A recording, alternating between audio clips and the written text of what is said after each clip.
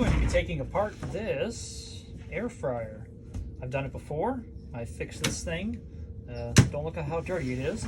But this thing started smoking once again. I ended up changing a fuse last time, and we'll see what's wrong with it and stuff. I'll take it apart and hopefully we can fix this sucker. We'll see what goes inside of it.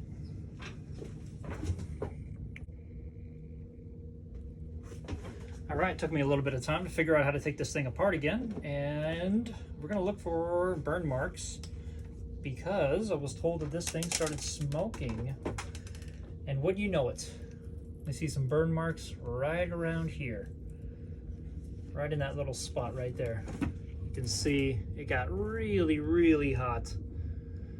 See what we can do to try to fix that. Maybe a fuse or something was contacting. Try to figure that out.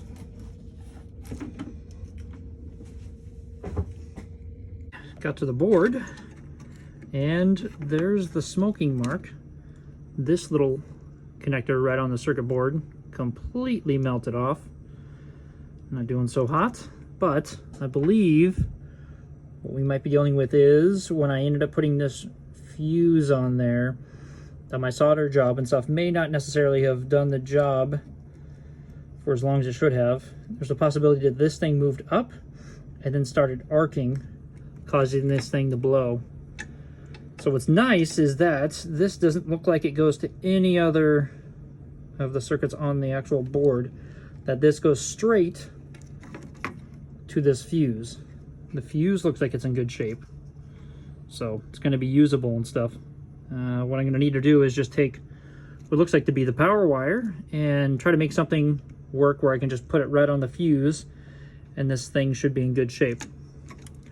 I'm just making sure that there's no other damage or smoking or anything on this, and it looks like it's in good shape. So I think we might be able to save this thing for a few more weeks or a few more months. So after careful deliberation, looks like we're just going to be doing a soldering on this thing. I think if I end up just putting a nice big huge thing of solder on there, that's going to make a good connection. It's not going to be moving around or anything, and everything is going to be circuit protected still by this fuse. And then I'm just presuming that the whole issue was the solder on this initially just sort of worn out and then caused just a bunch of sparks as this thing was on the circuit board right there. I don't think there's anything to be worried about. All right, let's solder this.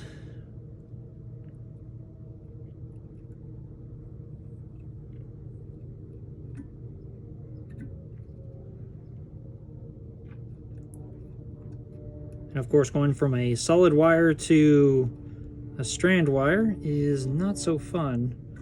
Got a really lovely holder at my work which holds both wires if you're soldering. But we're gonna do what we can do with this. Come on, come on, come on, come on.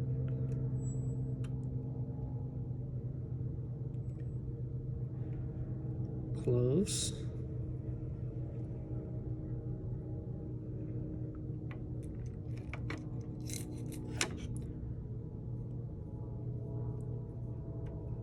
That's all it's going to need. It's connected. Soldering gun is ready, nice and hot. Let's get this thing connected a little bit better here.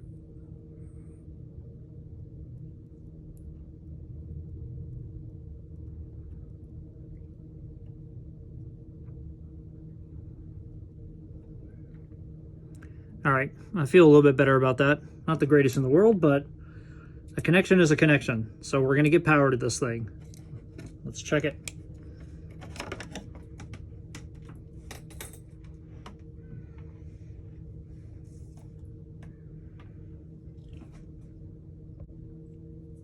All right, before we're gonna put this thing back together, it would make a lot of sense if we just make sure that this is all isolated. This thing starts walking around because it gets warm and decides to make contact with something else. All you have is the fuse box for the house. stopping current from going into this thing. So this is going to be isolated. We're not going to have to worry about power going anywhere further than this fuse. That fuse is our break-off point. I think we're going to be in good shape. So now is the moment of truth. We're going to plug this thing in and see what happens. Here we go. Oh yeah, it is turned on. So let's turn it on and let's do manual. Let's do 1 minute at a time. 5 minutes, temperature 250, and then let's do it.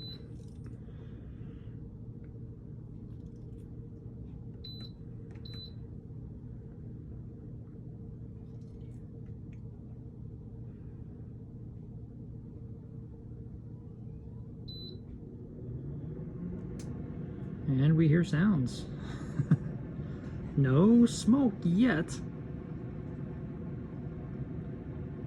So with fixing this, all it took was just a cheap old soldering gun and stuff bought from Amazon. Nothing fancy or anything, but was able to save $100,000 air fryer. And now you can use it for a few more months.